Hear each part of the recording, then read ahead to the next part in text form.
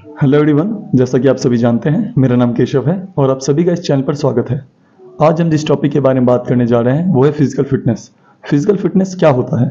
हर इंसान के लिए फिटनेस के मायने अलग होते हैं, पर हम एक जनरल पॉइंट ऑफ व्यू लेके चलेंगे जो कि हर इंडिविजुअल के लिए एप्लीकेबल होगा। फिटनेस का मतलब फर्स्ट ऑफ ऑल कि आप हेल्दी हो, किसी भी डिजीज से अफेक्टेड ना हो और आप अपनी डेली लाइफ की एक्टिविटीज़ को ईजिली कर पा रहे हो। ये फिटनेस का बिगनर स्टेज होता है।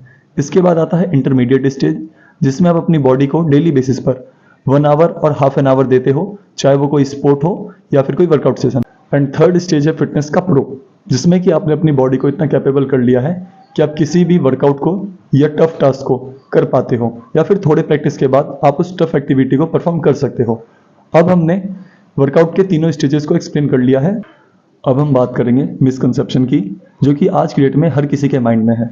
हम किसी भी फिटनेस इन्फ्लुएंसर को देखते हैं, उसकी लीन बॉडी हो या बल्किंग कर रखी हो, उसे देखकर हम सोचते हैं कि अगर हम भी ऐसी ही बॉडी बना लें तो हम फिट कहलाएंगे, जबकि ना तो हम उस फिटनेस इन्फ्लुएंसर की बॉडी कंडीशन को जानते हैं कि क्या वो वाकई में फिट है या फिर बस फिट दिख रहा है। क्योंकि कितने ही ऐसे लोग हैं जिनकी बॉडी तो बन गई है बट वो back pain, slip disc, knee pain, wrist pain और ऐसे ही कितनी प्रॉब्लम से जूझ रहे हैं और वो वाकई में फिट नहीं है, पर हम उनकी आउटर बॉडी को देखकर इन्फ्लुएंस हो जाते हैं और वैसे ही बॉडी बनाने के सपने देखने लगते हैं, बिना खुद से पूछे कि बॉडी बिल्डर होना ही फिट होने का मायना होता है या फिर ये कोई पैरामीटर है। अगर ऐसा होता कि जो बॉडी बिल्डर है वही फिट होते तो जितने भी आर्मी मैन्स हैं, पुलिस ऑफिसर हैं या जितने भी डिफेंस एकेडमी है, इनमें आपको सिर्फ बॉडी बिल्डर ही सिलेक्ट हुए मिलते। पर ऐसा नहीं है। बॉडी बिल्डिंग सिर्फ एक प्रोफेशन है, ना कि लाइफ स्टाइल।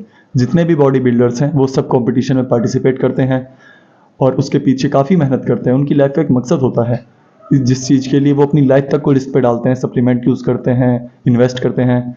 बट आप सिर्फ फिट रहना चाहते हो और आप एक बॉडी बिल्डर की तरह अगर मेहनत कर रहे हो, चीज़ें कर रहे हो, तो शायद ये सही नहीं है। जितने भी बॉडी बिल्डर्स वर्कआउट करते हैं उनका एक सिस्टमेटिक वे होता है तैयार करने का अपनी बॉडी को, क्योंकि उन्हें मस्कुलर फिजिक चाहिए, तभी वो पार्टिसिपेट कर पाएंगे कंपटीशन में।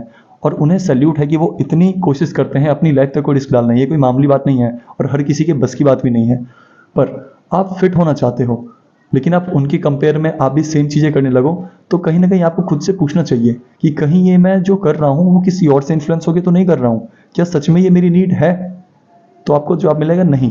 सोशल मीडिया पर किसी बॉडी बिल्डर को देखकर या किसी फिटनेस इन्फ्लुएंसर को देखकर क्या हम उनसे इन्फ्लुएंस तो नहीं हो रहे? हम अपने माइंड में फिटनेस का एक गलत आइडियल तो सेट नहीं कर रहे?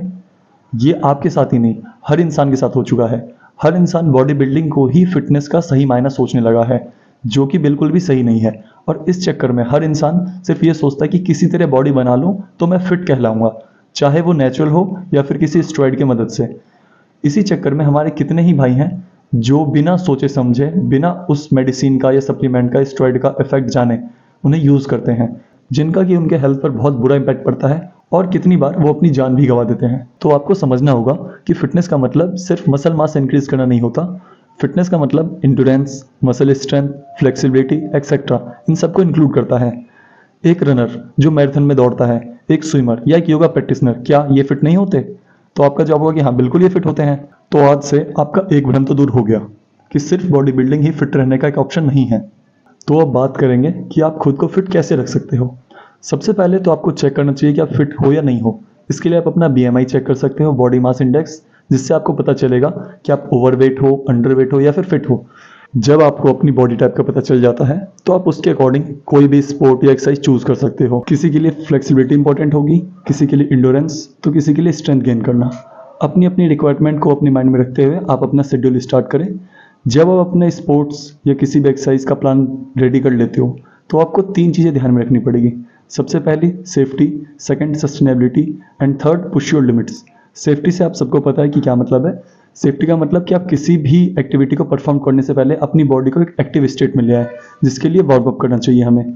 Second sustainability. सस्टेनेबिलिटी का मतलब यह है कि आपको कोई भी एक्सरसाइज जो आप स्टार्ट कर रहे हो वो उन एक्सरसाइजों को परफॉर्म करना है जिसमें आप कंफर्टेबल हो, जिससे आप लंबे समय तक कर सको।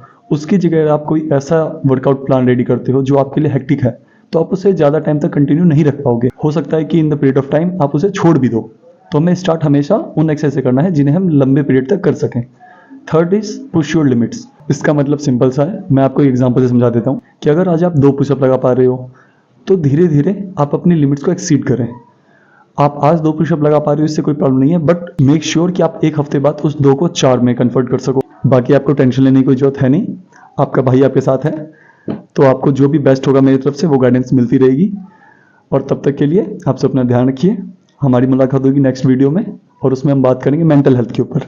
तब तक के लिए be healthy, be fit and be natural.